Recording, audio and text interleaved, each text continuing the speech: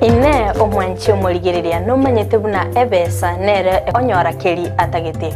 Ebinto biria bikogera gwasigi kyumutwe nabyo naitwe bitobore tichitoro. Na kige kogera egetaseni kia Ndizi TV na boigo na Ense Frida Kerubo twerule gokoretera omurubiri bwense yobonchereria asitogo kumanya naki ebesa gose eshiringi ya Kenya egendete gosigikania neki shiringi chinde ase chinse chiri chesiko. Unabona ogukina kwa maguri yebinto ase chichiro okobora kwendagira obosombi okobora kwembura na uchumi koire nanse imeyense ya Kenya nigo togochiko kumanya asomorobere yiga naki amagori amanya ale ase chichiro cheito ebinto ebia soira ase chichiro cheito naboigo togochiko talera chi county chonsi emerongo enena isano na ibere imeyense yetu ya Kenya ase tokorigereria naki obonchereria bagendete gokorekana ase chichiro ebi negati yebinke biria orachikwe manya na gukwanera asumurubirio wense yobonchoreria nigo togukumanya ase chinse chiri chesiko nakibagendete gukora obonchereria bwabo naboigo nakibakwenana ebinto koru chinse chiri chesiko nagotekeraga ase enseto ya Kenya kirarituko ria Jumanne na Ijuma guchakire chinse nyichamambia ime ya Ndizi TV Ense yobonchoreria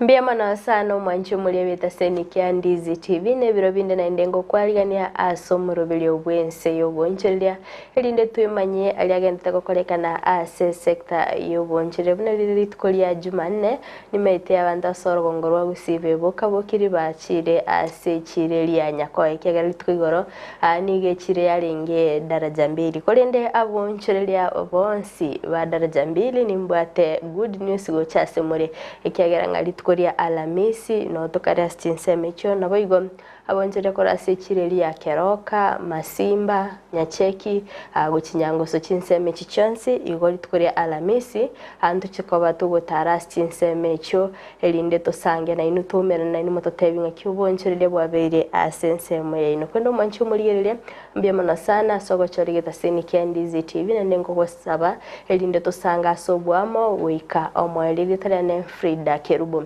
asensemo chichi mitandao asensemo ya Facebook na bogo tonyora witra Ndizi TV News Digital na bogo asensemo ya YouTube na bogo tonyora witra Ndizi TV News asensemo ya website na bogo tonyora witra www.ndizitv.net bogo na bogo sangana ntwekerengelikiao witra sinambiriga basi screen yago otomanye ngayiko bwatia omurubiri koruna bogo nare yoro chagendete gonchoreria anemano ase sector yobonchire mbimono sano mwanchu muligeria ati tosange goika omwelio kolende litkolia rero nimbato omogeni ase studio astora chiko kwanera igoro ya creativity and innovation korwa sensemeria boda boda na chiko tumanyia mange mete binto bono egabya beire digital ndogendete ko advance igonto chiko sanga mange tuimanyi na kie sector ya boda boda yale tromo musasa orogongorwa gusiningi keli bakolire iga yonsi ndo chiko kwanera imeyomorobere wense yoboncherere mwancho muligereria atiganko moelibaga kegenolege gasi studio atumanyi na kia korukwa nabo igoni nkia gokora isko gali karibu sana. Thank you sana Frida. Asamarieta ankoro Ondieki Denis. And I think this is my second time coming here. Yeah. And nashukuru sana kwa nafasi. Vile nimesema ni Ondieki Denis. Mimi ndio chief advisor kwa sekta ya boda boda Kisii County. Na tena iko kazi zingine kidogo nimepewa lakini kwa leo nitaomba niongelee maneno ya boda boda. Asante. Okay, karibu sana ase studio. Mwancho mulire twararire ebinte binge bigokorekana nene mona sense moya abantu bari bakonyorera umushahara kero mutinyi kolende ndo cyosanga amange ningi kyagerere umurai wense ayimukiri getambukiro nabo chaka gukora deduction singo gotebinchire cyeki abantu bari bagwaka no mushahara omwali w'umutinyi ngo nachubale gento gikorwa nka pay as you earn abone bako na 30% ensemo ya NSSF ngona chubare 6%, NHIF 3%, nabo igo narete tomorobelio monye housing fund levy iba chukona chua 3%, igo na VAT 16%. Ase total deduction chonsi ko chikonyara chire 58% atofo mushara ulio konyora nabo igo kwa iranga 42%. None nsemo ya de none na chikota tenga ki achi deduction se chiga chonsi pi urocho murai wense ngikiagerire aimukiri getambukiro gochaka kona chabantu chi deduction ichi chonsi pi gondo chiko kwanera mange gwetera bono umorobeli yochete koletwa housing fund levy ningikiagerita kaimukiri getambukiro na gochaki umorobeli yoyo asengencho ase manifesto ya Kenya kwanza na beteka gukwanira igoro ya affordable housing korendo ikiroro lirenga ta kunyara kuyikiraniere bwika na kikiagali mukiri getambukiro na boigo omo Kenya achikona cyo kibese cyo na boigo ko enekinga umurubiri yo ikiranire korendo litkolia rero hatiye ngoto kwanere creativity and innovation sense meli ya boda korende hatatara kigosanga ocheso wemingi sector ya boda korwa sorgo ngorwa Gusii ya kolire na boigo kwanekinga obonchirire bwabongo kina barasenchire ndunge deno last week ngwachete chinsemo chiri cha Kisumu kora tataingo omurubili olenga chinsemo chiri na ndingi mwabeta mogwikirani. Asante sana Frida. And that is a very good question. But then nilitaka kuongelea before we talk about creativity and innovation. I think it is proper. We really need to understand what is this thing called creativity and what is this thing called innovation. Because quite often people mistake wanafikiria ati creativity is innovation. Na wengine wanafikiria that innovation is creativity. So these two words huwa zinatumika, wengine wanafikiria zinafanana but kidogo zinakuwaga na difference. So ningependa kwanza kujulisha watazamaji wetu kwamba creativity by definition kulingana na vile ninaielewa is how people think. Different people think differently and that thinking is what we call creative thinking. So kuna wengine wanafikiria tofauti the same way vile wewe uko hapa wewe ni mtangazaji and I believe the way you think is not the same way mwana boda anafikiria. Kwa sababu mara mingi pale barabarani unapata sisi tunafikiria kushika clutch, tunafikiria kushika brake, tunafikiria kushika hizo vitu tuweke lights on. That is how we normally think when we are in that sector. Unlike wewe kama mtangazaji kuna vile unafikiria. But sasa creativity is about vile unafikiria kwa zile vitu ambazo unafanya. Unlike innovation. Innovation is when you are putting up new ideas. You are developing new ideas and coming up na unatengeneza vitu ambazo ziko mpya. So creativity brings about innovation. But innovation cannot bring about creativity. So you need to be creative to be innovative.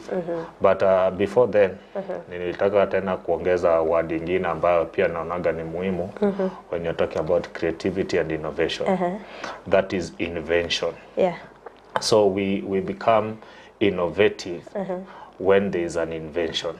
So kama kitu mpya imekuja, kwa mfano ulipata hapo zamani tulikuwa tunatumia simu. Simu zile kwa boot ama zile simu za kwanza. That was an invention. Lakini sasa tuko na smartphone, nadhani hii generation wengi wanatumia smartphone. So smartphone is an innovation from an invention ya telephone. So that is what I wanted to highlight. So it is good to ongelee kuhusu tofauti ya creativity na innovation. So pale Kisumu vile umeulizia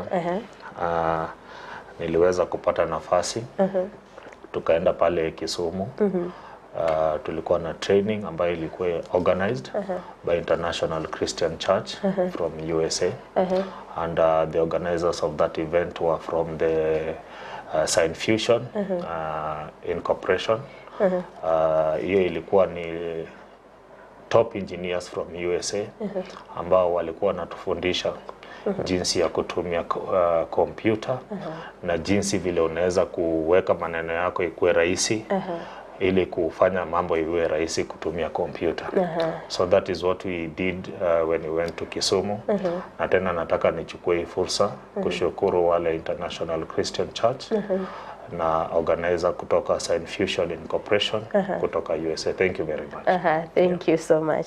Ambia mana sana manje mulini otoganite gusanga na Denis Ondieki uyore chief advisor Ense ya boda boda bunabereka kweresera so bwagale a difference between creativity and innovation. Bono Denis Ense moya ino ingi mwakorera se boda boda. Is it creativity or it is innovation?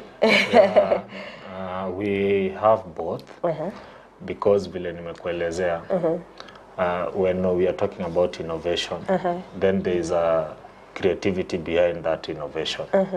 So sisi kama ofisi pale Kisii Town Boda Boda Operators Association tumejaribu, we are not 100% perfect but at least tumejaribu.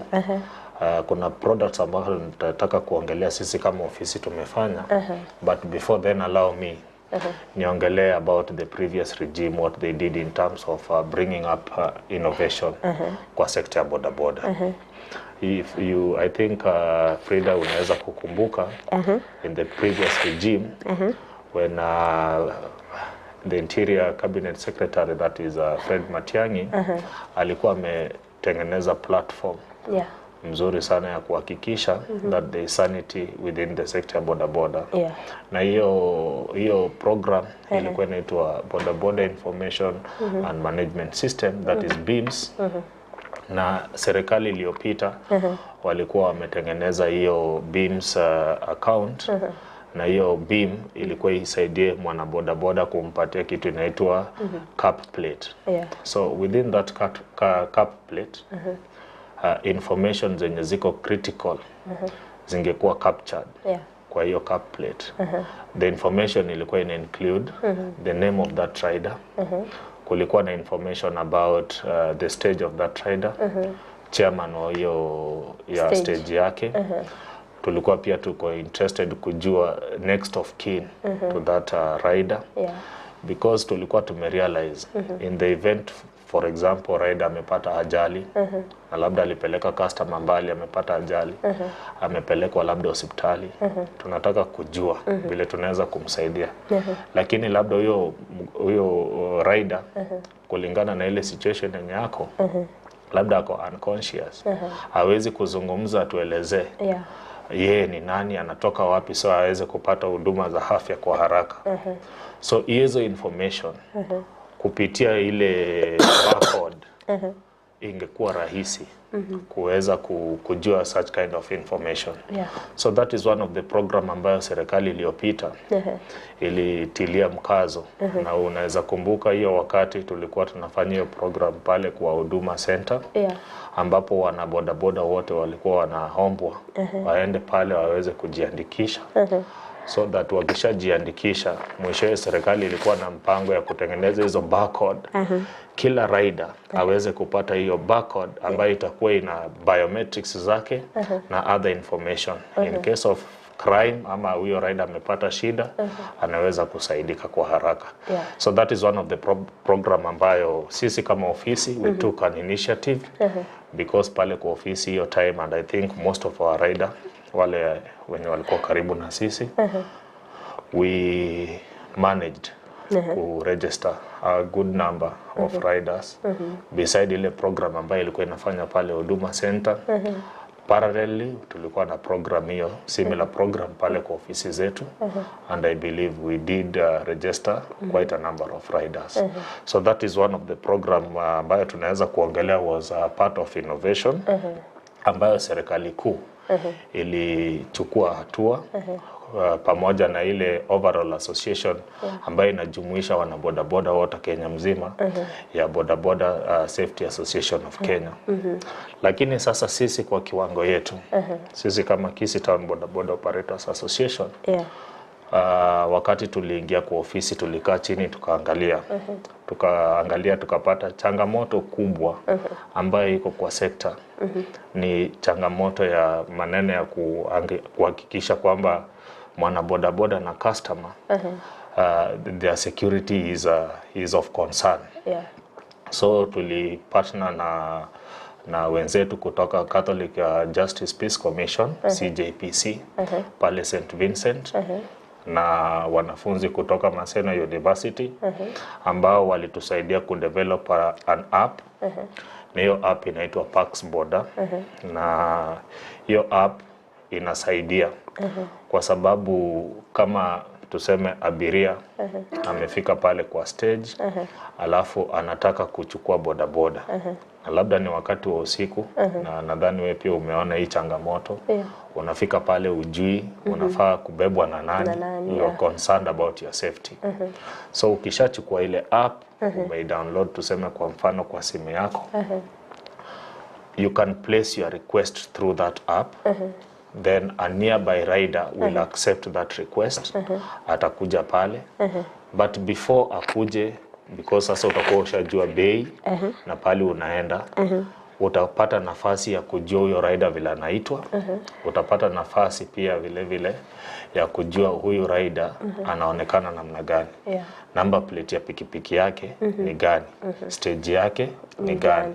So huyu dereva wakati anapokuja kukuchukua, hizo information wewe kama abiria utakuwa uko nazo. So your security at that point itakuwa rahisi, because in event huyu rider labda kwa njia moja au nyingine amekukosea, you can easily trace the rider. On the flip side, pia inasaidia kwa sababu tumekuwa na cases mingi. Unasikia labda customer amechukua mwana bodaboda, amemwambia nataka nikupeleke pahali, anafika huko lakini nia yake haikuwa ya kumpeleka, nia yake labda ilikuwa ya kumnyang'anya pikipiki. Lakini in the event mmefanya such kind of transaction kwa hiyo platform ya Pax Boda, huyo jamaa kama atakuwa amekunyang'anya pikipiki na ende ali accept your ride, itakuwa rahisi kwa sababu sisi pia tutakuwa tumejua namba ya huyo mtu, ile namba nye alikutumia. So we can trace that person, and that is what we've done in terms of innovation. But innovations ni mingi, but so far that is what we've done. Thank you so much. Pax Boda. Byabona sana mwancho mulire ni atendete gusanga nero Ondieki Denis, yore chief advisor kura sense meri ya boda boda, genda togotorera obokoreri bagenderere kubeka sinse mochiri nabego kwenekinga obonchirira se sector ya boda boda ngokorekana bara sinchire ndonge konende to konyoria nga asinse mochiche mitandao asinse ya Facebook nabagotonyara witira Ndizi TV News Digital nabega sense media YouTube nabagotonya witira Ndizi TV News nabakwenda gusanga ninde kerengeri kiawo awitire enambirga base screen yago tomanyenga yokobwati umuroberi koru nabego libori yago gocha se Denis kubwatikana no bokoreri wa boda boda ime umuchobo songo nabokobolia elindabe ga gukwireneria Denis kwabiri ko gukwanira igoro ye app ikoro ku Pax Boda app yiga egokora abuna chi app chichinde chigokora chi taxi. Yeah, it is similar. But the difference now hapa ni ile sasa we only concentrating kwa mwana boda boda na customer. So it is the program is the same. Na hizo zingine the only difference is sasa hii in apply kwa sector ya boda boda. Kero kurigeria boda boda twarorirenga obonereri no bonge gogotoka masono etaringa ne customer yoke gochia unereri gwa gose yasiri obugima bwa gose yabagiye kuyiberu kero kende mo register chi boda boda chirichire Kisii town mwene kinga echina chichigwa operate within this app. Yeah, actually the main concept here to develop this app was for purposes of managing the sector and trying to bring sanity. But unfortunately enough, hizi vitu saa zingine tunatakaga tuko na nia, but unapata labda there is no goodwill. So we are struggling alone.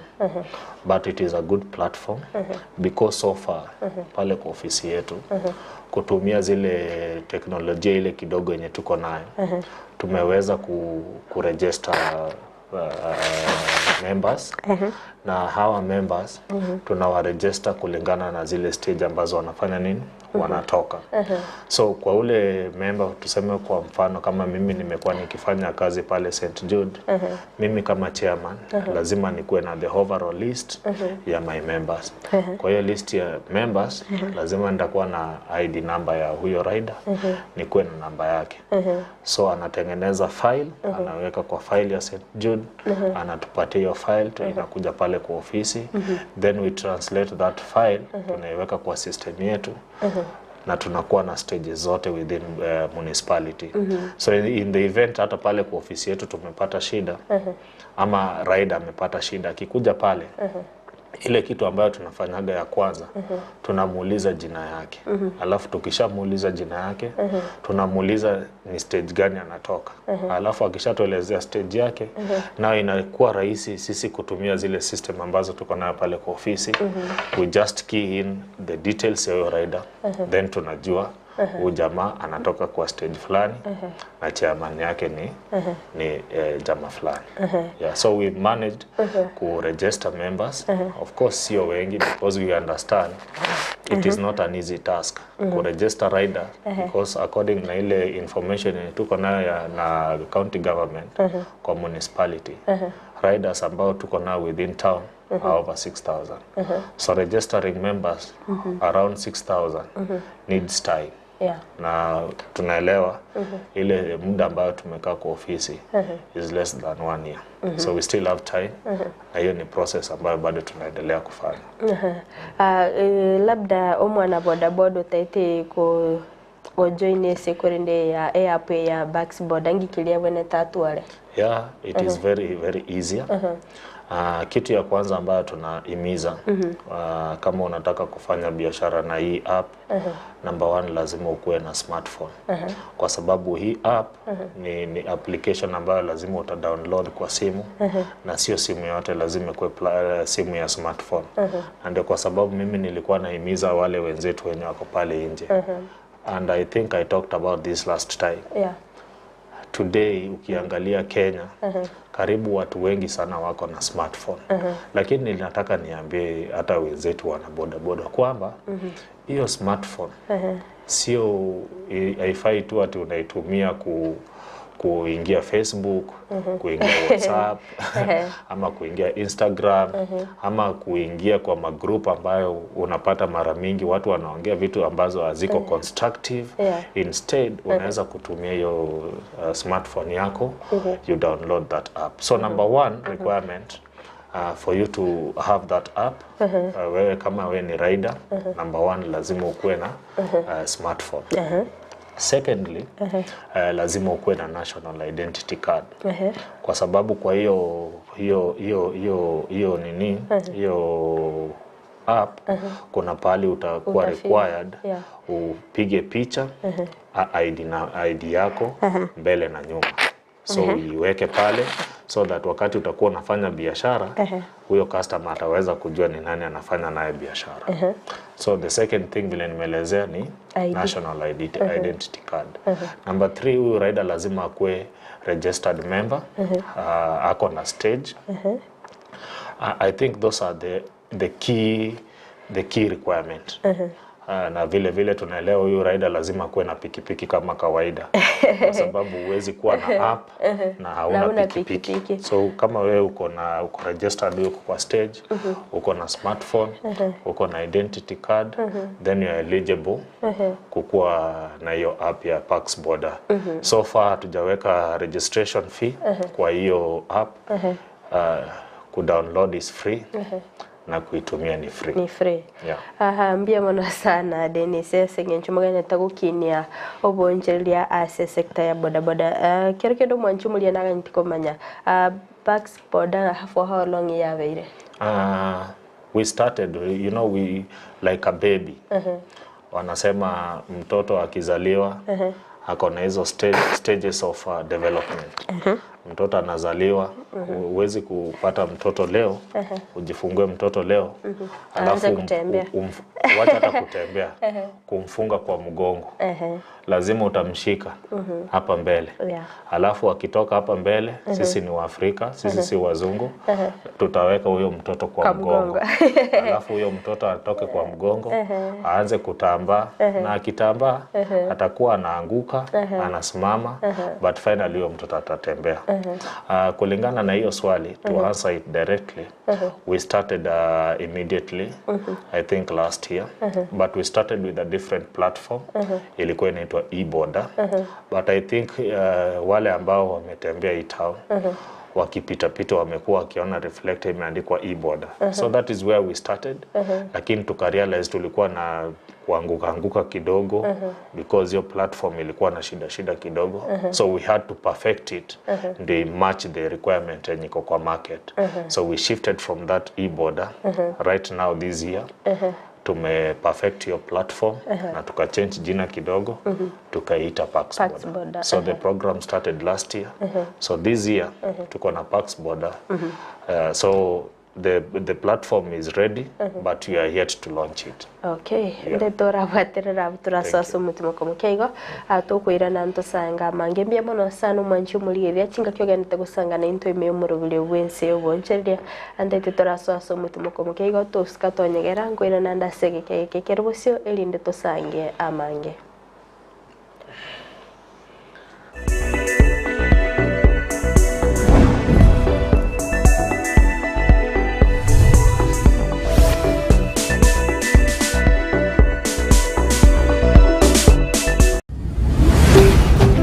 Ndizi TV, ubwansu bw'Gusii. Kisii matmega ne dukenene yobonchoreria ekonia ebinto au. Ai tata kure binto. Kume bite biresiga. Tubwate binto bya electronics buna chi fridge, chi dispenser, chi washing machines, TV sets, chi generator, chi microwave, chi ufas ne chinde chonsi. Baba, TV ngoria. Mora yange TV. To ngai kwa. Ose nusiza. TV ye. TV takita na adigere iri paka na biru muko. Kai. Ngoro kiregento. Dia TV nero. Digital. Tubwate birogo nechmesa cha dining, chi sofa sets, TV stands, ebitanda, coffee tables ne birogo byabisi. Ebirarero buna emeito yebirengo ao, chi duvet, amarangeti, chi net chogotanga chiumbu ndobwate. Kai. Eko. Aye.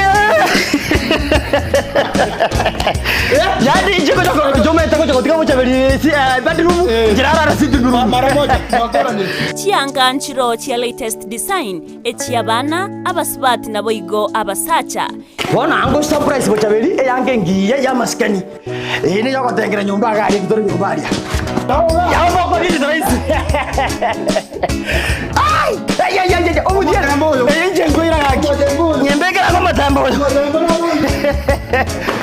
aba biza bangonza kera kaibale baba mbeka nge bitebo ngwangu yani liko nanyo ni rais bono muito yo kumbe ebito no bire ma ebito muito nyorenge bono Kisii matimega bono ngoriye buku aba biza baje komita abure na goro matembega ribaga ryo kwegeka kigari ndiro rigare nabo igo oburendi boisaine nigo togotoka ime omochio Kisii epare nene ya Kisii Kisumu barabare na magacho akwanza Kisii matimega ga mugore binte birais bobe naro kostwane mukane gake the only man saver in town. Omurigereria bo television ya Ndizi chinga kichiri kwa beri gukukanya buno nigo chekiranire egete nikio ngambeye mu GTV ya Ndizi TV nigo kirinjira guchasore roadshow yoko nigeria riro bari Gusii nigelayire nigo turaikasore iryo tokoma nigo rujemero birijeito abarariye ba Ndizi TV nabo igumerane n'ababwatani baito bubunchoreria tutari kweba abanyangero baito iryo twese musiki gima chitari kiemero ngibire ni sarunemo Chumutinyukane umwaka uyo nigo turachakiri kurwezemo ya nyokoe togindi marani Miruka Nyamira Town Kebirigo Ikonge Metamaywa Gesima Magombo Kemera Jugo Daraja moja Tokoriri Capital Iranda Bout Yumushukisi Neri tukori kubwatia Chitariki merungibire na isano na ibire nigo turachakiri ime Yumushukisi Ensemo ya daraja mbili Suneka Menyinkwa Itumbe Ogembo Magena Nyanguso Nyacheki Gesusu Masimba Keroka Keumbu Numwelioje tukulimi Yumushukuzungo Esokie amatuka yabire Wemanye Wegokie Nagusangana Ndizi TV Ubuensu Gusii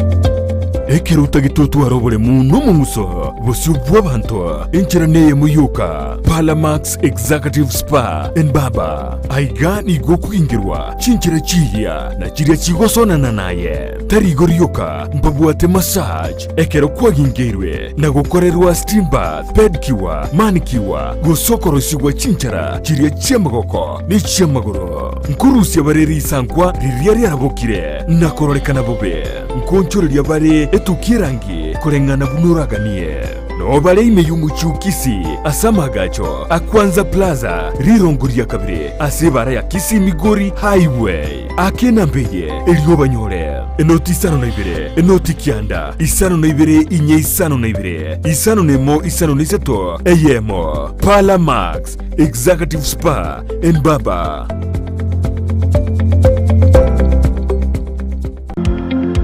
Wima Electricals and Electronics ni wauzaji wa bidhaa za kuunganisha stima na pia bidhaa za elektroniki zinazotumia stima kama vile televisheni, hoovers, decoders, birika za kuchemshia maji, mashine za kunyoa nywele, DVD player, bulb za aina zote, power extensions, consumer units, showers, solar panels, inverters, industrial sockets, switch boxes, cooker sockets, circuit breaker, pasi, insulator, testers, meter boxes na zingine nyingi.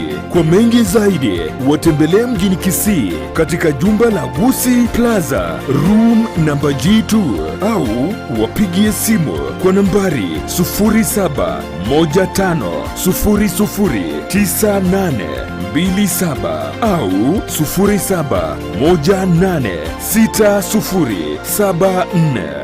0718607462. Wima Electricals and Electronics, the best electricals in town. Kero muntu nabwato muganoye kurweiburitwe goikasa ikirebuniga kurinde kero igentekemo kebwatana n'umugano yomo guchia sumugano kabiri negentekyo no mukiabugwe tomakigima Bema no manju muri Ndizi TV karanda to kubwati mururi bumugano rero na Lydia Sofia ganda to toera no to korendra bageni bakirengenjo moyo toera mugano ye ototeina nkia korire na nkia to kora asense yoko gagira kira lituko lya Jumatano gojagira chinse ibire chamarwaba yona riri bageri abene gukwaria ni asenjera ya bena kero ekerenge kenene kyumurubulyo bwomuganone no kurwogusigeta buchia sumuntonde elionera nyare bwetoma gwikibirengo byeigoro lakini ngaikangarira ngotebo monenone nabona achagitega Yesu nae tata umutori bubugima bwane gantike bungweke ukoigora higa yego uigoro kunure igengoreye ibintu bire maho musunteme bikoreki bisoke tonya twa seribu uchisikege ita akaroma mukorera igatenentie gari ekarate ni gari akamote bishisha konigana nabango kwa naigo mama kumwerese rega naiga sio sichambura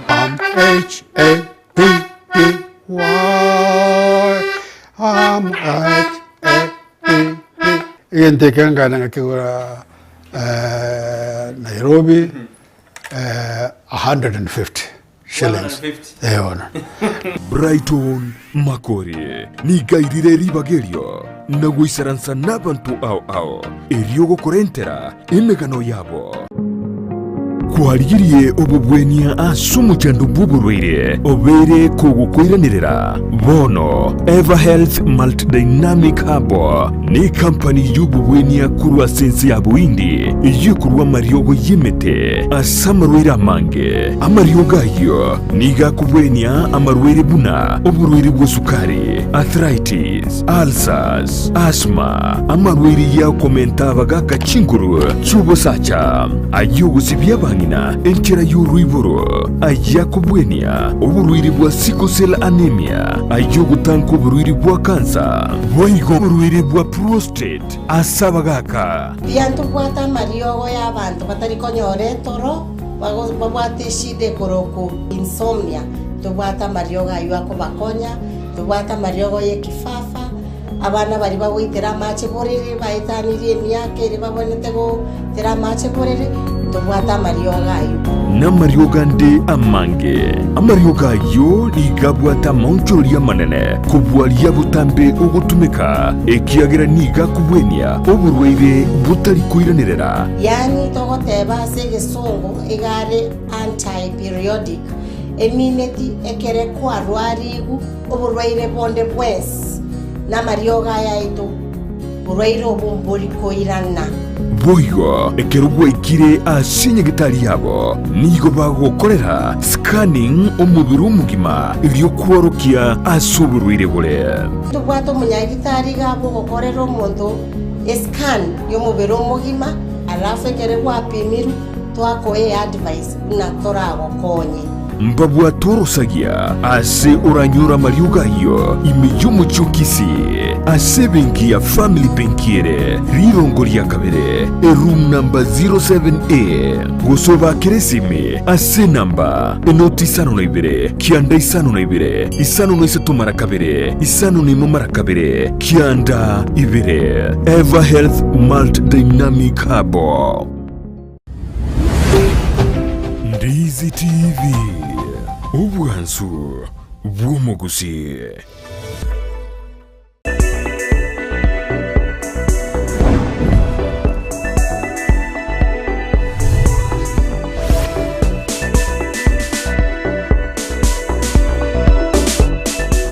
Biamano sana mwanchi mulio vitaseni kia Ndizi TV ngo kwaliga naenda sense moya kabere chinga kitogenda gusanga imeyo murubili obwense oboncherya asitogenda kwanira igoro ya creativity and innovation anene mono asense moya boda boda imeyo mochi obosongo mbitambukira kibeli abaimukiriya soko nekinga oboncherya bwabo ngo kina bolekera litko kono mwanchi mulio ntete konyelinga sense mochi chimitandao sense moya Facebook na bagotonyora wetra Ndizi TV News Digital na bega sense meria YouTube wetra Ndizi TV News.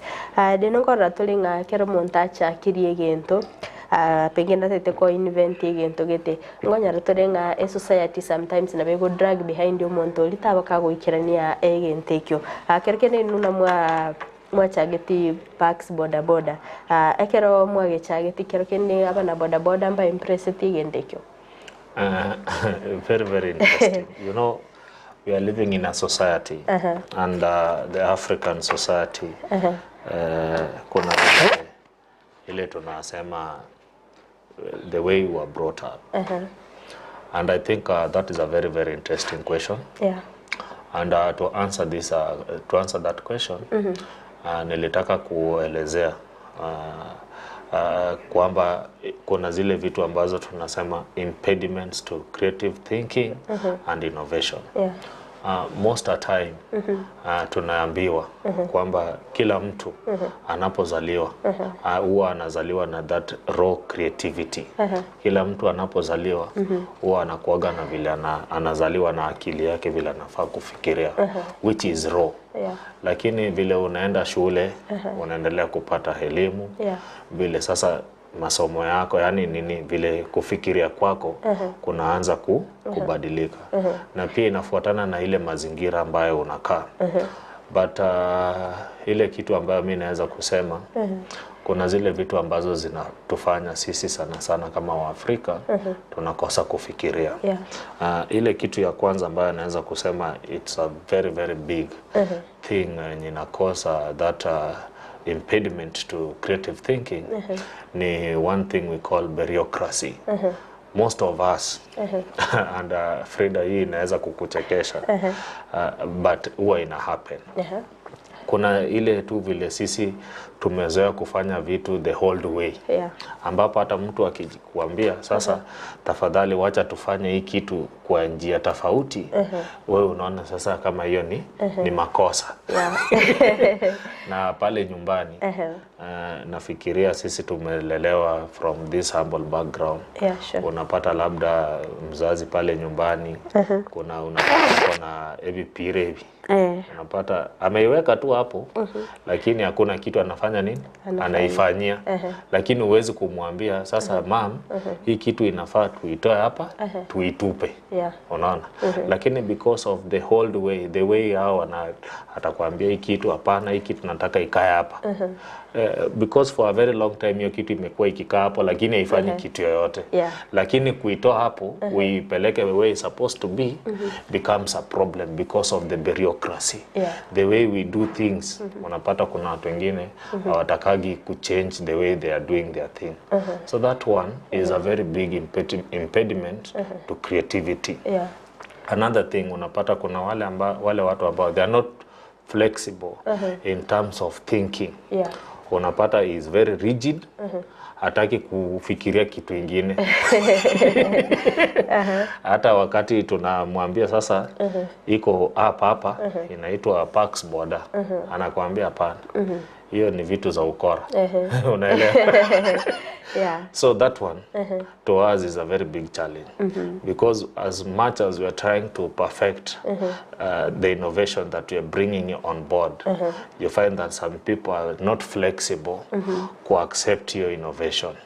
So inatukalia ngumu wengine, because waki accept that kind of innovation, it makes us again to keep on thinking, and hiyo kufikiria linaleta new innovation. Kitu ingine pia hata ni stress. Wakati mtu ako na stress, pia inaweza kuaffect the way you are thinking. Then kuna ile vitu ambazo tunaita religion, and I think hii umeona what happened there at Mombasa, Shakahola. You know, when religion decide that sasa mtu unaambiwa you need to fast paka ufanye nini, ukufe ndio uende kuona Jesus Christ.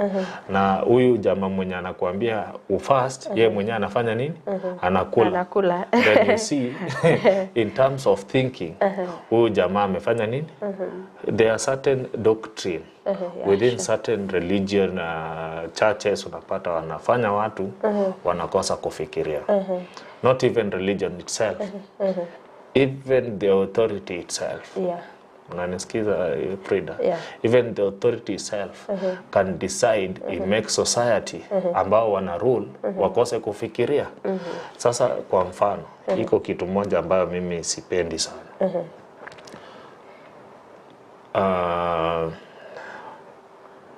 Wacha nikupatie kwa mfano. Sasa we are learning. Oja topic ya creativity na innovation kitu ingine inataka watu wafungue ubongo kidogo na wasome. For example, wakati ulikuwa pale shule, unaambiwa ati find for example the square. Find the square of let's say 31. Hii inataka ufikirie. Si ndio? Kama mwanafunzi. Lakini kuna watu ambao wanafikiria tofauti. Kuna mtu mwenye unaweza kumwambia 6 squared very very fast, anakuambia 6 squared is 32. Na kuna mwingine utamwambia 6 squared atahitaji muda ndio akuje kukuambia the same answer. But easy answers zinaweza kuwa same, but it depends with how you think and how you are going to arrive at your answer. So what am I trying to say? Kuna zile vitu ambao tulifunzwa. Unapata shule nyingine vile walifundishwa jinsi ya kufind square root ni tofauti. Na you cannot compete because our watoto wawili of course they are doing the same syllabus, but the way they do their thing is different based on approach and creativity. So there is that religion. Kuna watu ambao unapata wako na fixed minds, hawataki kukubali kufikiria. Kuna wale ambao unapata tu there is that bureaucracy iko within the society. Religion can also be part of an impediment to creative thinking and many more. Actually go pagari na inyire kero abantu watu walikuwa na goteana pare gotebanga ya ine ya mashetani So kero wale wakorona wachete atukaache hiyo salamu nyingine tukaanza kugo. So the society right now wanaona hiyo kugoteana it's normal because on how the society was taught. So society na zile vitu ambazo tunafanya na environment, you know, even the people you relate with, the people you work with, the way you socialize yourself determine on determine vile unafikiria. Okay, deno abantu mbabwate bad perception towards boda riders. Bakonyaranga bawate abantu ba boda mbali batawe quality school bali nebi ba. Kana tutenje sector ya boda SSM ino na kiekero muko iwe bintu nebi. Does it affect your business? Yeah, it is hurting, but at times life inahitaji you accept. But I normally say that is perceptions are not always right. Perception at times huwa inadanganya. That is not true because mimi kulingana na ile ufahamu kidogo ambayo niko nayo, I can tell you for free. Kama iko sector ambayo iko na watu ambao wako na akili sana, ni watu wa boda. You know, there is one fella, and I think last time I talked about it. Iko jamaa ambaye amesoma, ako kwa boda. Na sio mmoja, na sio wawili, na sio watatu. So hii perception ati kwa sector ya boda tuko na watu ambao hawajasoma. To me, that is a very wrong perception. Na inafanya society inaanza kukua na wrong thinking. Hata sasa wakati tunakuja na kitu yenye inaitwa innovation, mtu anaona ni kama ni mchezo. And that is a very wrong thing because one, ukiangalia hata kwa hii maneno ya creativity na innovation, top innovations in Kenya today haijaletwa na watu ambao wamesoma sana. For example, kama unaweza kufanya research yako, kuna huyu msichana mwenye alitengeneza smart gloves. I think she was around 11 ama 13 years old in this country. Hajafanya PhD, hajafanya degree, hajafanya masters, lakini kulingana na vile alikuwa anafikiria, that lady was kulingana na vile alikuwa anafikiria na kulingana na vile alikuwa anafikiria kufanya vitu zake, alitengeneza kitu inaitwa smart gloves. Saizi hiyo smart gloves inasaidia watu kujua sign language, kwa sababu ukivaa ile gloves na unafanya hiyo sign, it's able to translate the sign language to audio. So at times hata hii wakati tunaongea maneno ya innovation, ukisikia ati mwana boda amefanya innovation, usifikiria ati sasa innovation ni watu ambao wamesoma sana wanaletaga hii innovation. Similar na hata ile juzi nimeona kwa one of the media station, iko jamaa alitengeneza tuk-tuk, akaidesign ikakuwa kama ndege. That is a very good thing. So I think later we'll discuss about that. Kora tataingo challenges irimo bwata so gwikiranie abokoreri boina se boda. One of the biggest challenge. Na tena kama serikali inge take up on this. Boda ukiangalia kwa Kenya sasa in the whole country. In terms of what we are contributing to this economy is so big. In terms of fuel consumption every day, ile mafuta ambayo wana boda wanakunywa in the Republic of Kenya every day, ni mafuta mingi sana. So there is something that we are contributing in that sector. Ukikuja kwa maneno ya kununua pikipiki itself, wale watu ambao wananunua pikipiki kila siku, hata sasa hivi tunaongea, kuna wengine bado wanaendelea kufanya transaction ya kuchukua pikipiki. We are contributing something to the economy. We are buying spares every day. Tunanunua oil kufanyia pikipiki service.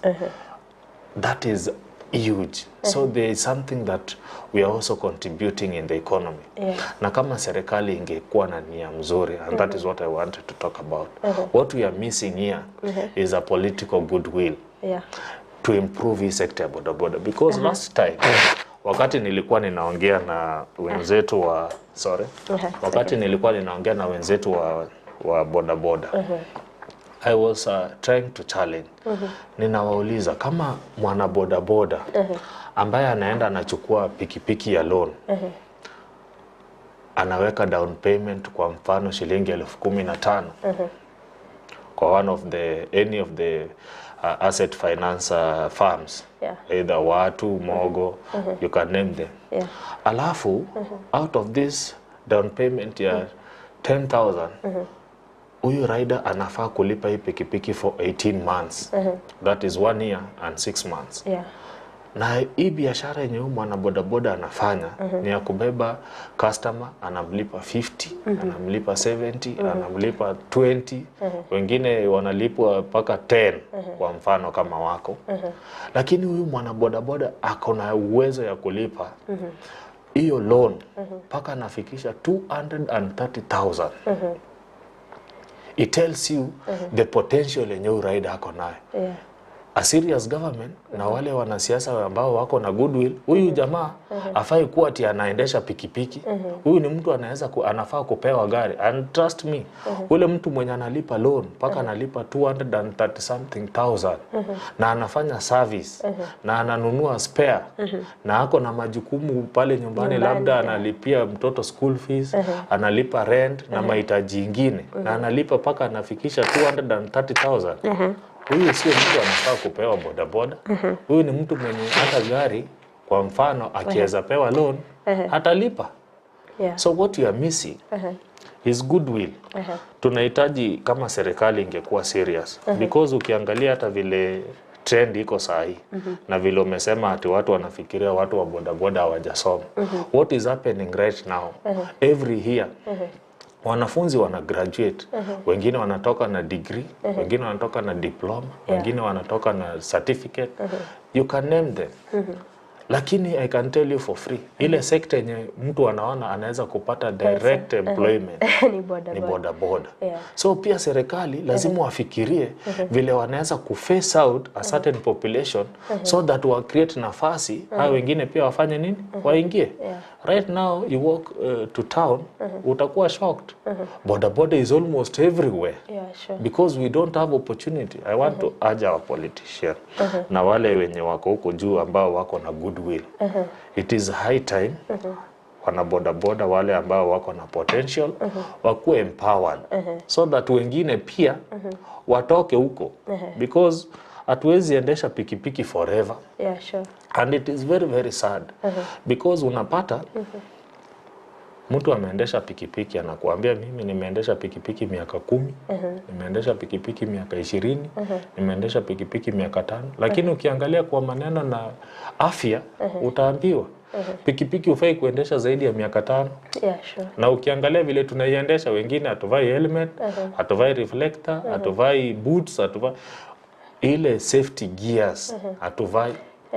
Wakati hatuvai then tena sisi ndio tutakuwa burden kwa the same government, because maneno ya matibabu, huyu rider akikuwa mgonjwa anataka aende hospitali. Akienda pale hospitali serikali lazima itasukumwa kununua, kugharamika kununua madawa. You see, we will be adding burden again to the health sector. Instead, government inafaa kufikiria. Of course, since Kibaki yaingia in power 2002, pikipiki zikaingia, what else can we do? So that a certain population pia wanaweza kuwa phased out, wengine waingie. That is how big economies zinafaa kuoperate. Lakini hii scenario yenye sasa sisi bado tu unapata mtu amebaki hapo kwa bodaboda, bado tu kitu tunapata tunafikiria ni bodaboda, it is bad. So I want to tell the politician na wale ambao wako na goodwill wakae chini wafikirie, because we are all Kenyans and we deserve a dignified life. Wakae chini wafikirie, beside pikipiki, what else can we give to our young population? Because honestly speaking, this country maneno ya kazi nayo ni ngumu. Vyema sana soko bole kwa guchase serikali akulinde deneke tukuligiria umwaka ulio etekero abarai ao bali kulia uborai bwabo nigo bali gutumika abana boda boda sana mo especially kero kuligiria umurai bwense ani gabeteka kulira ngana chikwene kinga abana boda boda ngo siru bale mama mboga akero kuligiria serikali ya Kenya kwanza bona iga abere bagukirania irilio gusira abana boda boda. You know, that is a very tough question. You know, I'm not in a position to respond to what government is doing. Ile kitu yenye naweza tu kusema ni ile maoni ambayo ile kitu yenye mimi ninaona. This government right now is fighting inflation. Inflation iko juu. We understand kulikuwa na hii maneno ya COVID-19. Kulikuwa na issue ya drought. You remember there was a problem na ile sijui ilikuwa ile wadudu walikuja in this country. Locust invasion. So hii regime imekuwa na a lot of challenges. And then the biggest thing in the government imekuwa ikistruggle nayo. And I don't think if it is this regime alone. Even from the previous regime. And it is so heartening when a country tunakaa hivi tunaangalia as a country we are not producing anything. Most of our youth when wanafaa kukua in the production sector around 60 to 70% wako kwa service industry. Kama mtu hayuko kwa service industry labda unapata kijana hako huko anafanya gambling, anacheza pool, anacheza cards, and government inaangalia a population yenye inafaa kuwa rightfully inafanya production. Right now hata kama hii serikali ilikuwa nasema mama mboga na mwana boda boda, unless hii country ianze sasa kuangalia maneno ya production, tuanze sasa kuanza kufikiria vile tunaweza kutoa wana boda boda wengine watoke kwa service industry, because at the end of the day mimi mwana boda boda for example in this country, let me narrow it down sasa to Kisii for example municipality alone tuko 6,000. Do you know what 6,000 can do ukiweka watu kwa production? Watoe kwa service ya of course transport is important in an economy. Lakini imagine kutoa hata kama ni 40% so that tubaki na 20% wabaki kwa service, alafu hawa wengine the remaining percentage waweke kwa production. How much can we produce as a country? Because huwezi kusema ati sasa unataka kujenga mwana boda boda, unataka kujenga mama mboga, when a country itself is not producing anything. Nilisikia ukisema ati mtakuwa kwa soko. For example, ukienda huko Daraja. You know, I was shocked. Mananasi yenye tunakula hapa Daraja inatoka Uganda. Mananasi inatoka Uganda. Mayai inatoka Uganda. Mahindi umesikia hii nchi hatuna mahindi. We have to import mahindi sijui ni kutoka wapi. No, we cannot move a country like that. Na ndio kwa sababu mimi nilikuwa ninasema kama government iko serious that they want to empower mwana boda boda, wanataka kuempower mama mboga, we must think on the basic principles za kuinua uchumi. Na kuinua uchumi, number one, ukiangalia, we have to focus on those factors zenye zina affect economic development. One, government has to invest kwa education, waweke pesa pale, watoto wetu wasome vizuri so that tukue na human resource mzuri. Government invest kwa production bwana. Hii maneno ya kutoa vitu kutoka nje haitasaidia hii nchi. So that we focus on those things. Sasa ndio tuanze kuongea jinsi ya kuempower mwana boda boda na mama mboga. Lakini if we don't talk on those basic principles za economic development. Hii vitu ya kusema kuempower mama boga na mwana boda boda itakuwa tu short term. Tutakuwa empowered leo halafu kesho hizo vitu zinaanguka. Ante tora watera abuto koirana no chikoto techi deduction echigo muraiwe nsabere gakomeka is it necessary nechiko konya ense ya Kenya go change sense ya uchumi abwatera abutora swaso mutimo komukembya mano sano mwanchi muri echinga kyogendete kurigereria umurubire bwense ubonchire sogendete gusangana indwe ani otendete gusangana ere Denis Ondieki yele chief advisor sense melia boda boda unagendete gotosemia mangi igoro yobokoreri bwabo kandi mwanchi muri ire turaswaso mutimo komukeigo atokoirana ntochigosanga amange. Thank you.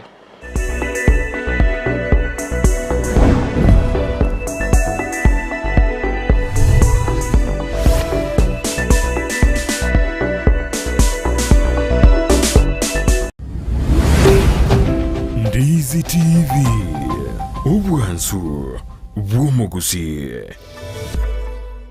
ekerole asumu chibuogembo nichisemo chietanaine eduka ya Mark Electricals Wholesale iyere registered contractor nigeko ni achi floodlights chonsi distribution box chikebo chonsi chia wiring cable dropping cables nichindi chinyige mbabwate power extensions sockets switches chimita boxes lamp holders, insulating tapes, conduit pipes, showers, testers, pliers, earth rods, solar monitoring lamps, solar floodlights, CCTV cameras, TV wall brackets, main switches, cutouts, circuit breakers, consumer unit, snake lights, cable ties, changeover switches, nebirobu byonsi, goikabire bya fluorescent tubes, TV aerials, cooking electrical coil, natural gas burner. Banyore imeyumu chibuogembo ange ne stage asegeteseni yokobekira chigali amaguta ya mko. Gosoba keresime ase namba enotisano na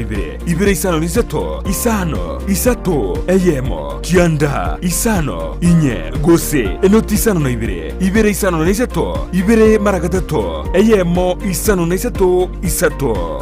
Mark Electricals Wholesale asobo korelie burange na sore.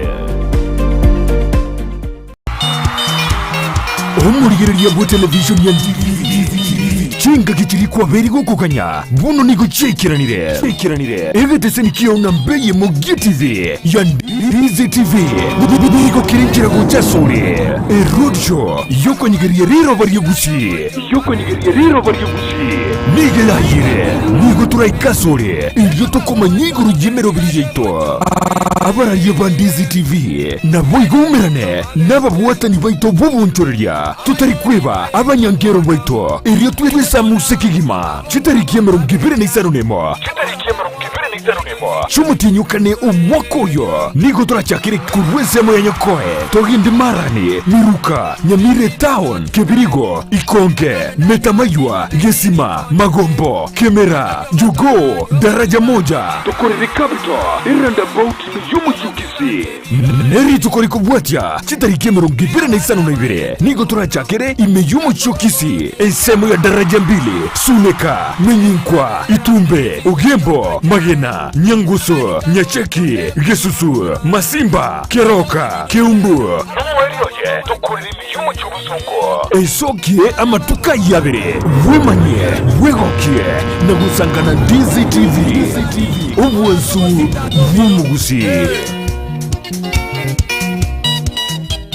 ine ayeno monya buchianga chia mitumba chirie chia bana na boiga abantu banene na nigo tagitego chinyora igeka kiange bono mama tefi mitumba bells niga gokereirie sabari entambe na kogochiretera goikagesieri na munwa una bono we have advanced data than mesigo to what last time to what mesigo ya 60 kgs household roomage to what chi men cotton pants t-shirt socks jabol to what mesigo ya Canada ni mesigo ende ya China different types mutariri miyumu chokisi ase nyumba ya Imperial opposite St. Jude room namba yemo amuno namba 2 na boigo nyumba ya Uhuru Power first floor room number 350 ekeroko genda daraja 2 akesi mibono na kubeke oda yao ngo advice story customer chetu on which bill baguchakana barogu especially abageni bali baguchochake biashara kutuma tole mizigo nayo ngochi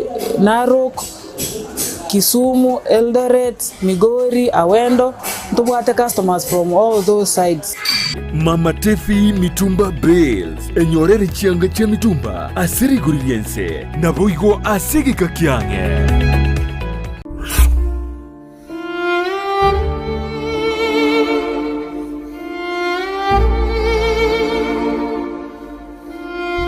Asubugima bw'omuntu namange agwetera n'obusyo bwaye nigo bobisete amange aigiyatanya gotebya undi bwensi nabo igabeire gakoma umuchando chinga kichintambe Sara Nyarangi Ontita niga gwasyorerie alia abantu basangire nere kurwa chinkoro cyabo na kurvugo segeta gochia sebali bande bagendrete ko yaitera buna nkoikaro mwalio karanzike egera turategerera ayo minta gwetera asuma bwa akubuka baba nyomba ibo totally igo bai noro ko ibo bai gwete para ni ro bakarogire reka mu myaka yonse bakwamete nyomba tari ko kana kwa nteba nyasa olio lengo mochakano nande na roro na ura bagukarana wona ntubwate challenges ikira babira babarwalete no mosigo amabira nande nimechande menene ekeroro cyabana bamino moyibulete na barabwo barayira sibitanda asuburuire butamanyikaneti gwikabono batari kwenyara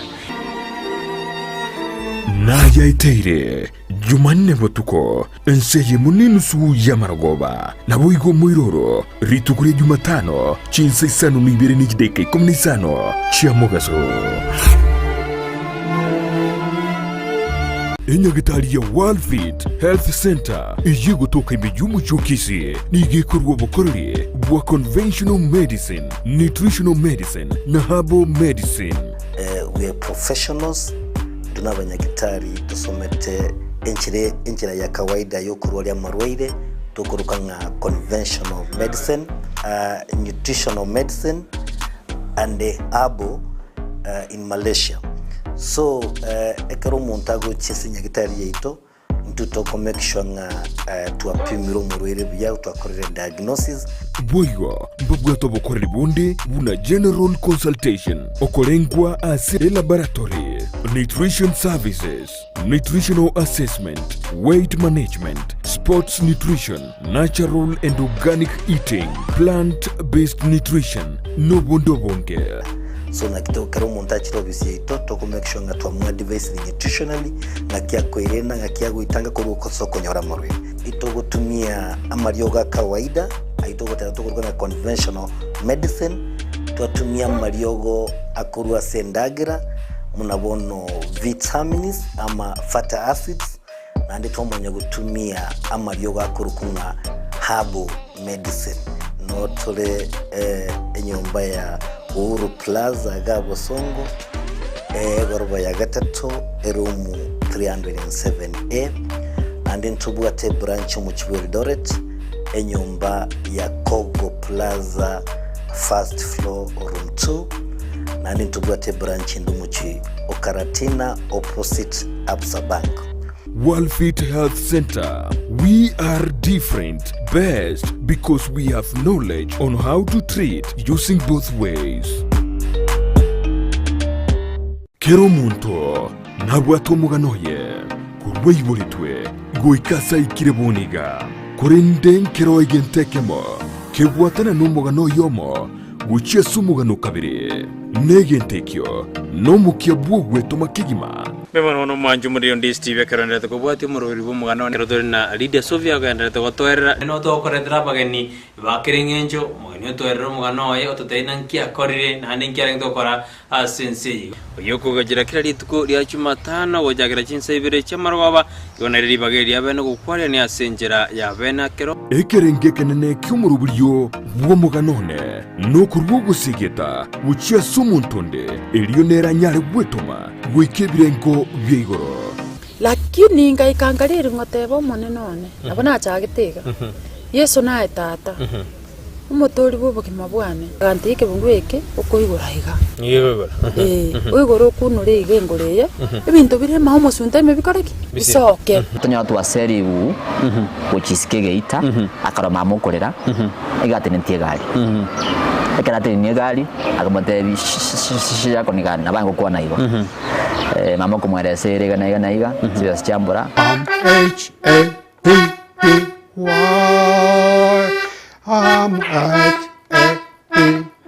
Yentekanga na kigura Nairobi 150 shillings.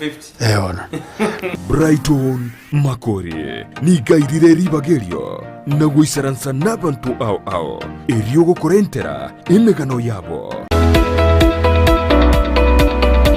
Je, wewe ni mkulima na ungependa kuongeza mazao na kuwa na mifugo iliyo bora?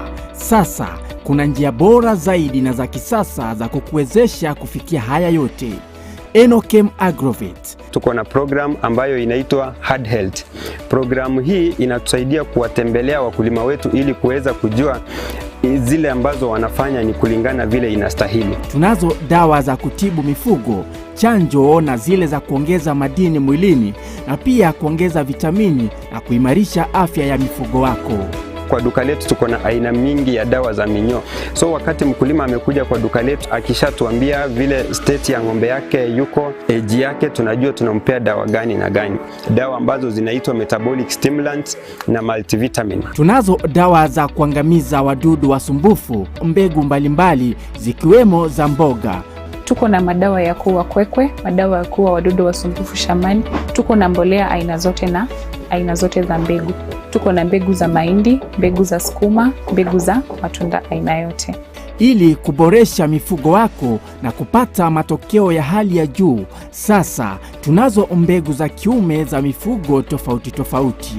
Kama vile mbuzi, kondoo pamoja na ng'ombe. Tunauza chanjo mbalimbali za mifugo ikiwemo chanjo ya paka, mbwa, ng'ombe, mbuzi pamoja na kuku. Tunaweza kuwapea wakulima wetu vifaranga wa siku moja. Vifaranga hawa wako wa aina tatu.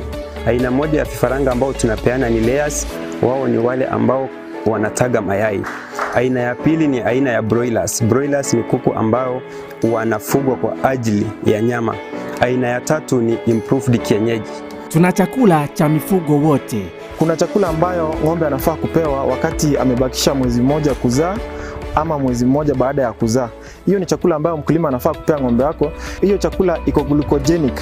Ni chakula ambayo mkulima akilisha ng'ombe wake, yule ng'ombe ana convert ile chakula into glucose, alafu ile glucose inakuwa broken down, inakuwa energy. So ng'ombe anakuwa na nguvu. Wale ambao wamenunua mzigo mingi yenye hawezi jipelekea mpaka kwa farm, na wale pia ambao ni wale wenye wako na maduka ndogo ndogo ambao wanauza bidhaa zetu. So tuko na magari zenye ziko standby zinafanya deliveries kote Kisii County, Nyamira County, Homa Bay County, Migori County na part of Narok County. Duka letu kuu liko mjini Kisii kando na horofa ya Market Plaza, na tawi letu liko mkabala na kituo cha petroli cha Shell ambacho awali kilijulikana kama Falcon. Enokem Agrovet, kwa ufugaji na ukulima bora.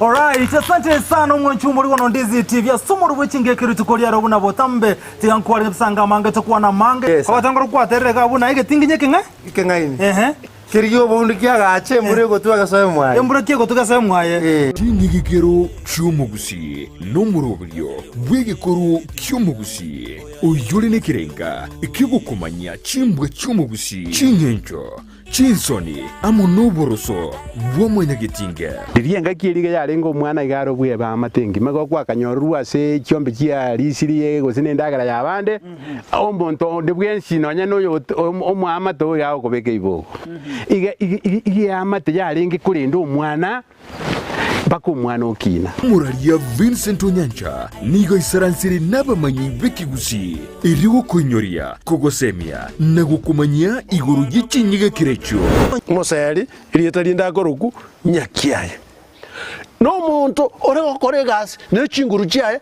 arosie ndagera yaye na ndari ndagera yaye enugutenene ebwate bisaku byonsi bibya ulimwengo engima yekoroku ekoroku tuarego tebanga nengiya nindigetie nyemanye nengiya enuguteyo ekeroko teba abasungu abaindi twari tariki nere kira ritukulia la misi chinsa ibiri chabutuko na boigo moiroro ritukulia juma chinsa isano na ibiri nejideke 15 chia mugaso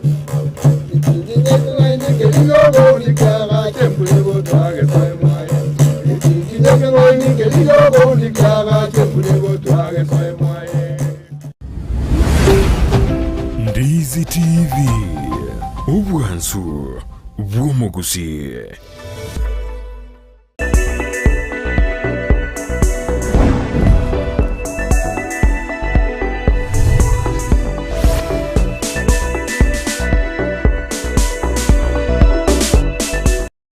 Mbia mano sana mwancho mulie vitaseni kia Ndizi TV na ndengo kwaligania asentunde yo moelio astogenete gusanga ime umurubili wense yo boncheria astogenete gusanga nere Denis Ondieki oyore chief advisor sense meri ya boda boda oberega kwerera obokoreri asense ya boda boda nabo igemerubili bagendede kobeka sector yo nabo yokweneki nga oboncheria bwabongo kolikana borasi inchira endonge akondo mwancho mulinde tokonyenga sense chiche mitandao sense ya Facebook na bagotonyora wetera Ndizi TV News Digital na bega sense media YouTube wetera Ndizi TV News nindoche Denis ya sense media Facebook nigateba good work mbia mana sana Mokonzi Cyrus Maobe atebanga Nyanguzu President mbia mana sana Edwin Matagaro Brownio Nchari wata powerful wata Nyaria Cho watching live mbia mana sana nabaigo Edwin Omwenga korwa Nyamanagu Nyaguku Bogisange wata president watching live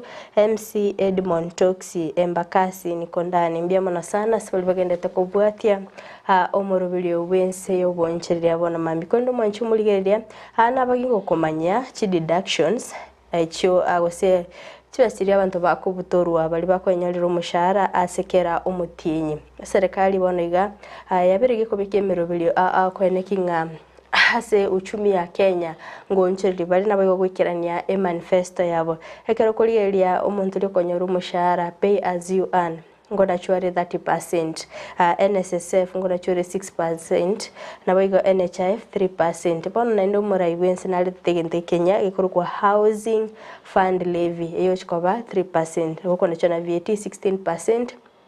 Kwa nyaranga total deductions asu mushahara ugo chigo cha 58%. Igyo out of mushahara ulio konyora 42% nero kugenda nero deno timetia sensemo yao yari kobanga nahe uko nacho mushahara ibintu byonsipi anemona senseme ya housing fund levy umeto ino morobilie serikali yabetege kwenekinga ambachikoleta affordable housing kole ndo banyire kuligerelia nga serikali sikiganja ngebwa tibesa wani getara kole no kurusibesa kurwa saba nje deno kora tuanga maoni yako. This is very, very interesting, Frida.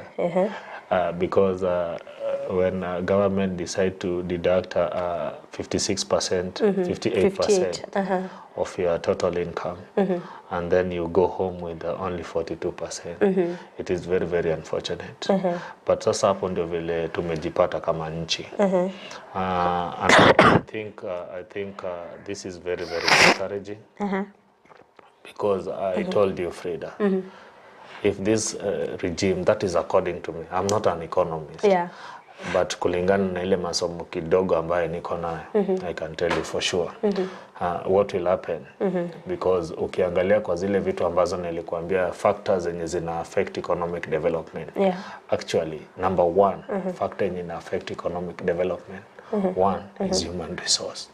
When you have workers ambao watakuwa hawako motivated in terms of what they are earning as a salary, don't expect much and don't be shocked. Sasa tutaanza kuona walimu wanakuwa wanakuja part time ako kwa boda boda, mtu wa county atakuwa ako kwa county, daytime jioni unampata hapo kwa boda boda.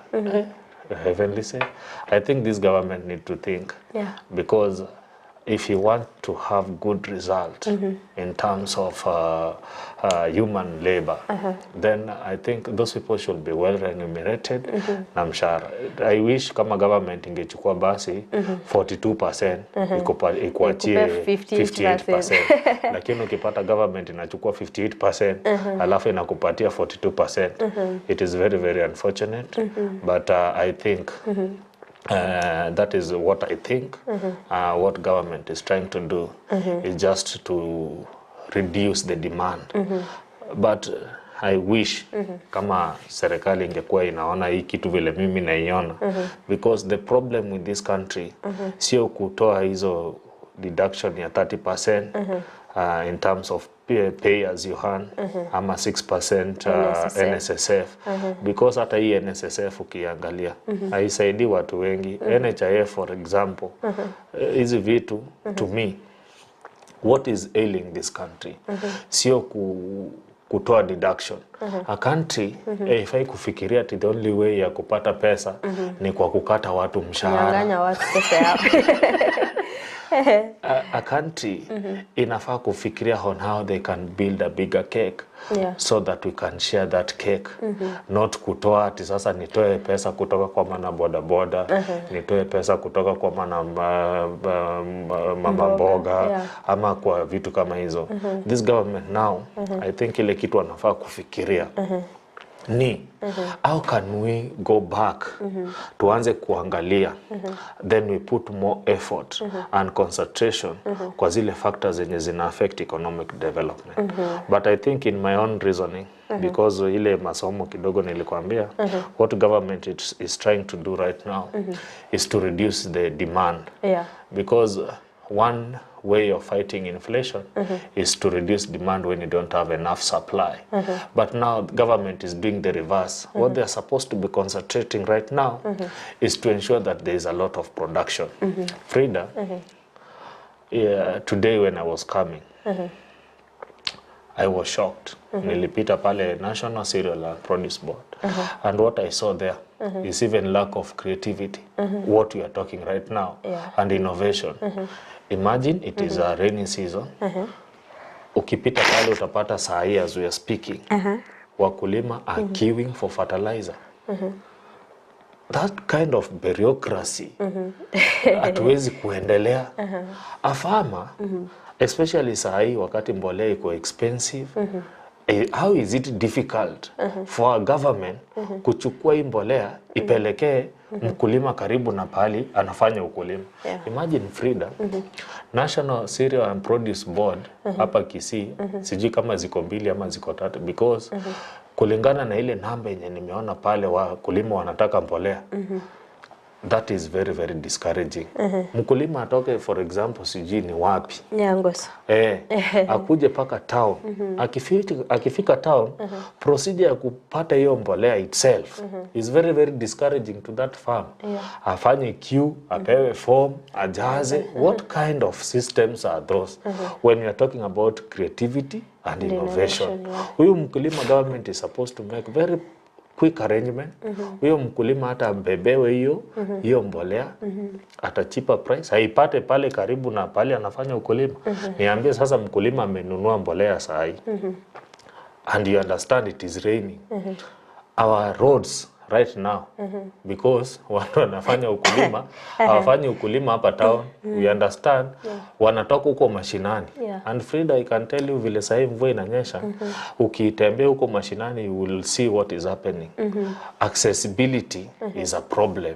Then unatoa huyo mkulima pali accessibility is a problem, unamleta town pali hata hakuna abebe hiyo mbolea hapa we cannot grow a country.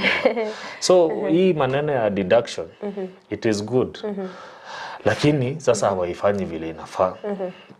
That is according to me. Government ikitaka kuwa serious ijenge inchi. Wasifikiria ati kujenga inchi ni kuokota ushuru mingi. 58% against 42% of what you're supposed to earn. To me, that one is very, very unfortunate.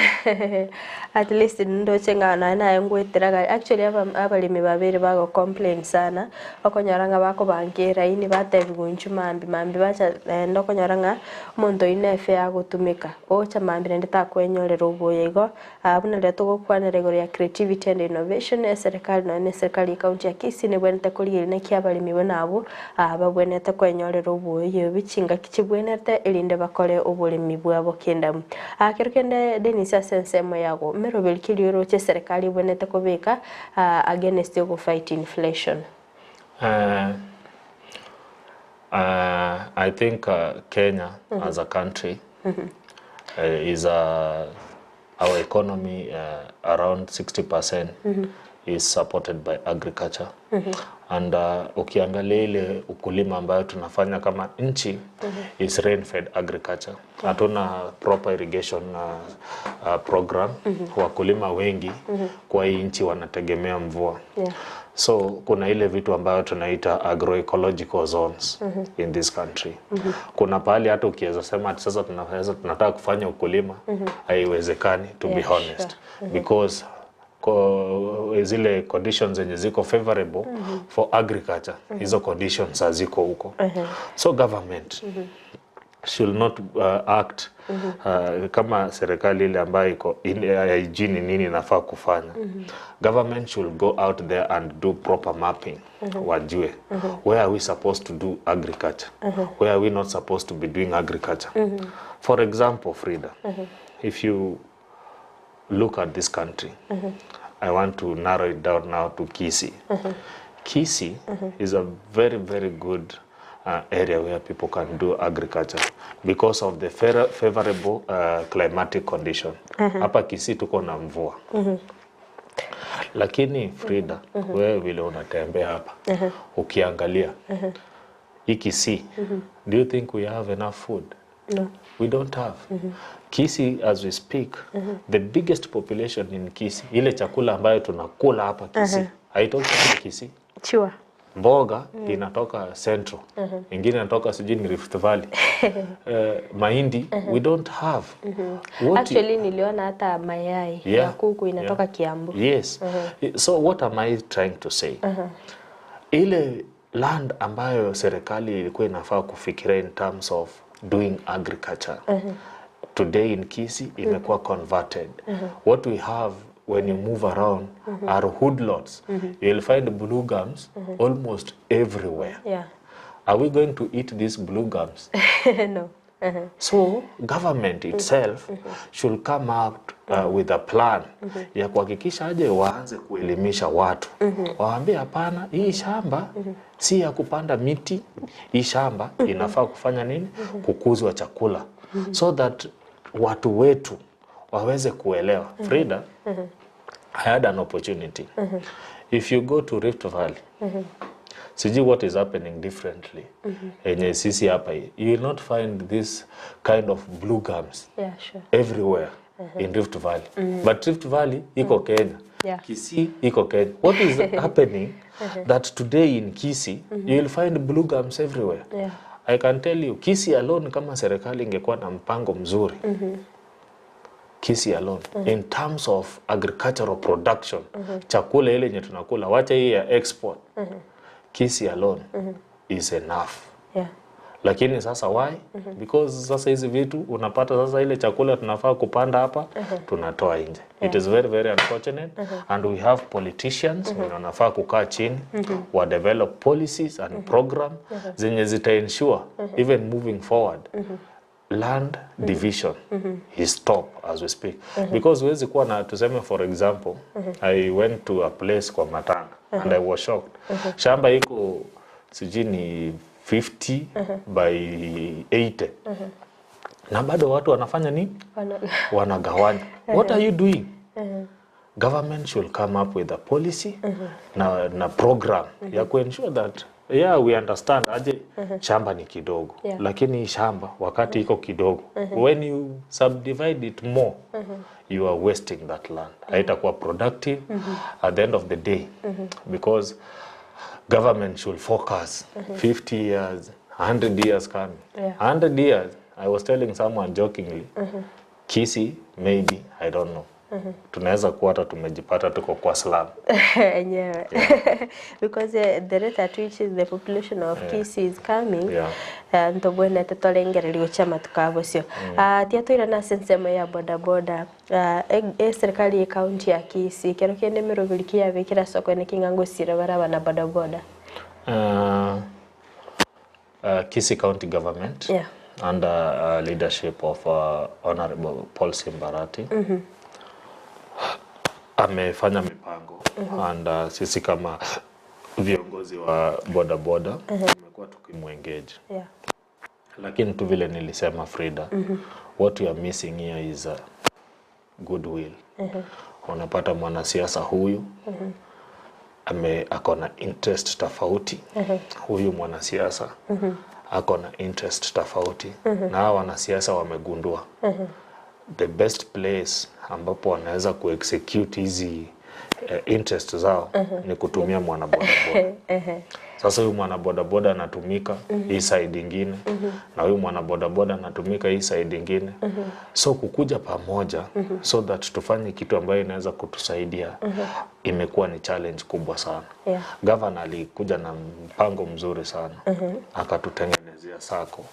Na kama Frida ulipata nafasi usikize ile miradi ambayo governor alikuwa nayo kuhusiana na hii maneno ya sako. Was so perfect because we were to pull hizo resources. Because one, ukiangalia in terms of saving, culture ya saving kwa mwanabodaboda haiko.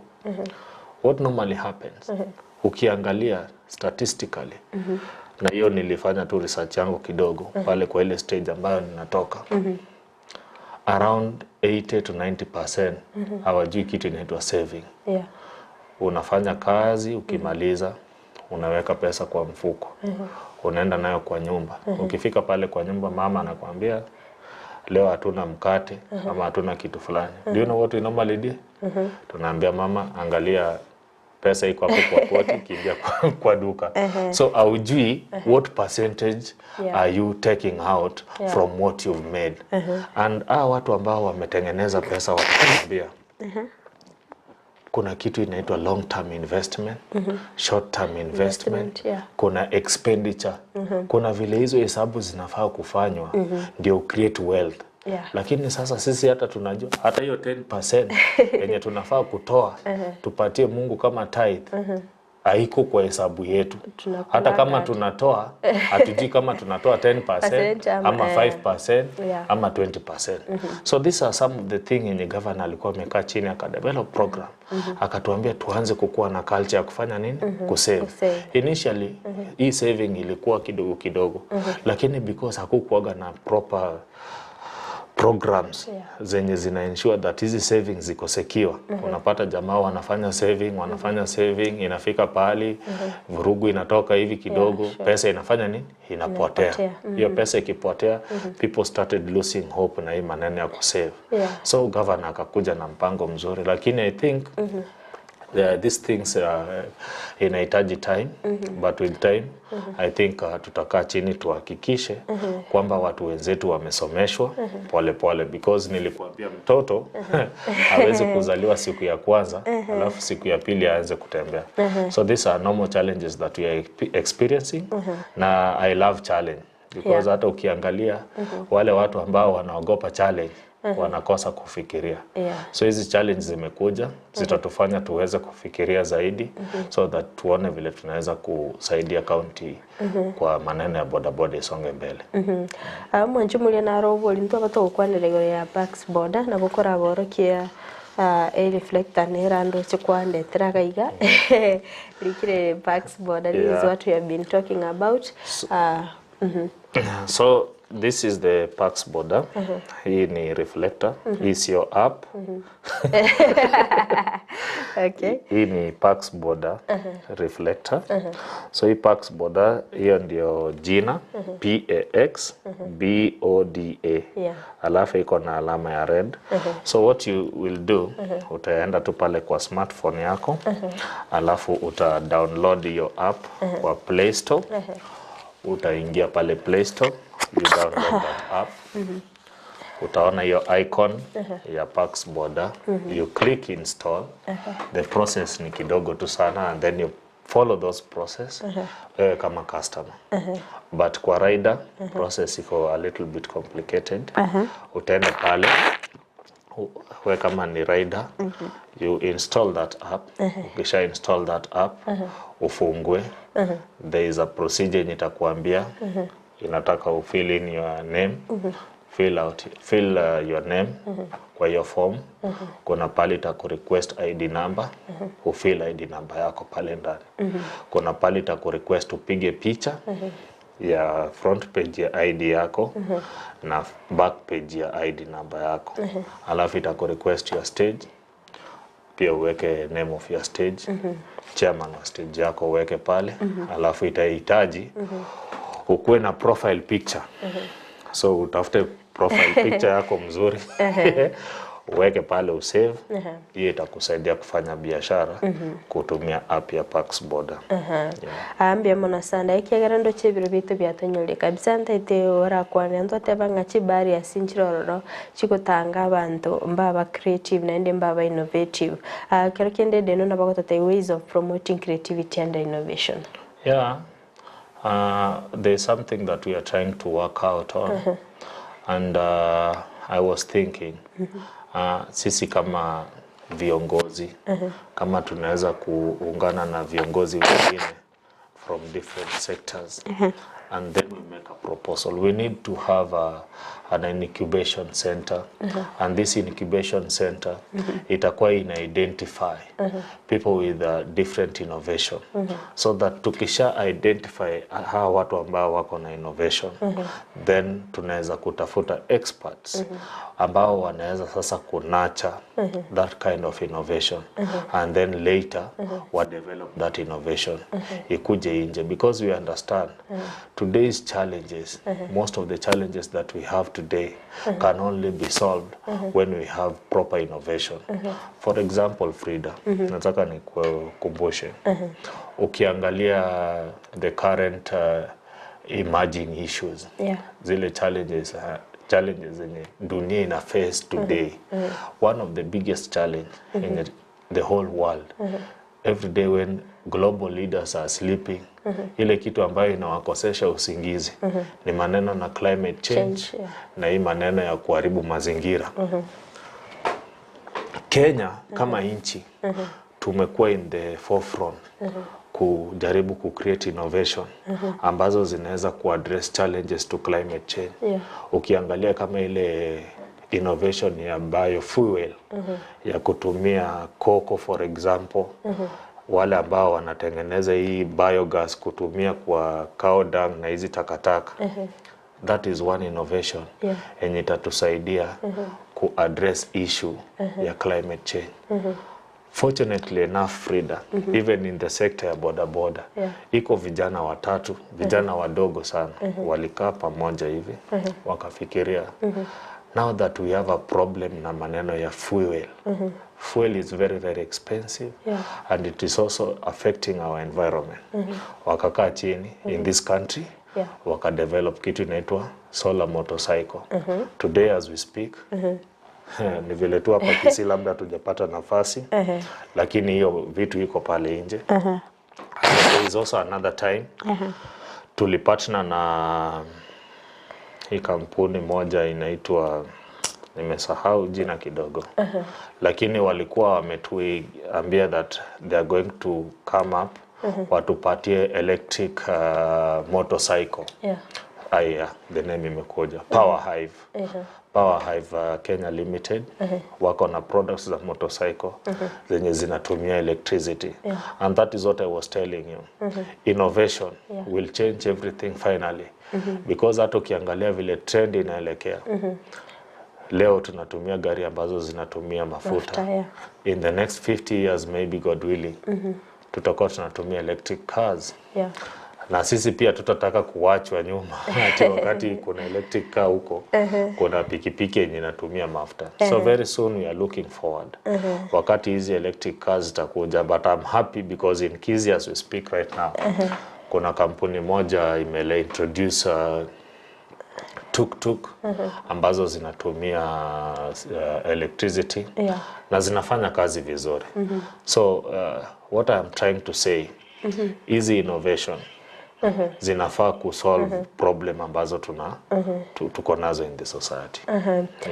Esa ruwa kwanire ebintu bigutumika estima, for example kama motorbike iyo gutumika estima kiko lima nere kolima. No.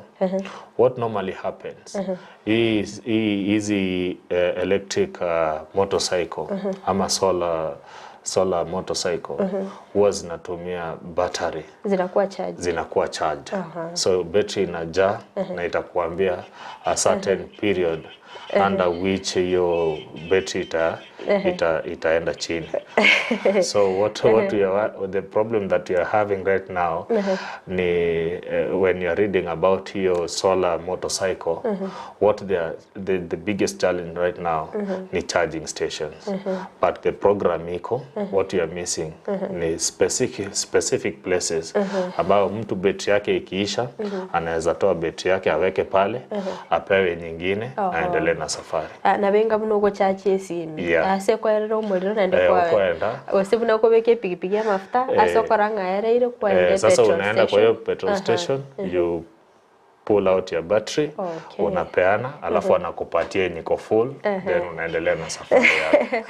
Actually you innovation yengia nende tochoko enyorase orgongo rwa Gusii na botora suke moto bikarende timeti Denis no batengana yawo yo mwali guchesa bana bodaboda chinga kitoko kolero murobilyo. Yeah, I want to thank all riders out there.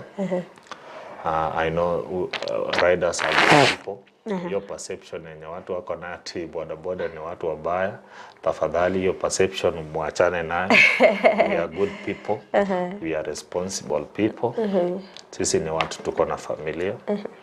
So hiyo maneno ya kusema tu wana bodaboda sio watu ambao wako responsible, hiyo sasa imepitwa na wakati. I also want to take this opportunity and thank all people wenye wamekuwa close wakini support kwa hizi programs zote ambazo nimekuwa nikifanya. And I also want to thank Ndizi TV fraternity for giving me this opportunity once again. Thank you very much. Na bila kusahau tuko na wale wenzetu ambao tunafanya kazi na wao pale Kisii Town. Nataka niwashukuru na nataka nihimize wana bodaboda wote tukue watulivu. Let us observe law and order. Let us work together because united we stand. When we are separated, we'll fall. Let us come together. Let us work together. Political differences tuziweke kando, tukuje pamoja. Because the essence ya hii vitu yote ni sisi kukuja pamoja. Tukikuja pamoja tutaenda mbali. Lakini tukikaa huyu anacheza huko na huyu mwingine anacheza huko, surely we will fall. So I want to take this opportunity and thank everyone. Our viewers, wale ambao wametutazama, nataka niwashukuru. Na tena nataka kuwawishia very good day. And thank you very much, Frida. Thank you so much for coming. Mihemano sana na mwanchu muligeria kwa beri ko gusangana into. Nosemele kwa na kwa beri ko gosemia amange uwetera Denis Ondieki yori chief advisor Ense meli ya bodaboda. Mihemano sana mwanchu muligeria kwa beri ko gusangana into kutoka chage to murubiliga gwikabona igato ikire omwelio kulinde unabotambe nyora sinsemo chichi mitandao sensemo ya Facebook na bakotonyara gwetera Ndizi TV News Digital nsemeria YouTube gwetera Ndizi TV News magachi kamera soko nikibna ebicha na boigo eliogire gwikira sole asenchera ya bene nere nyanchama Abigail ritara ne Frida Kerubo ngoganilia obuligirelia obia. Asante. Yeah.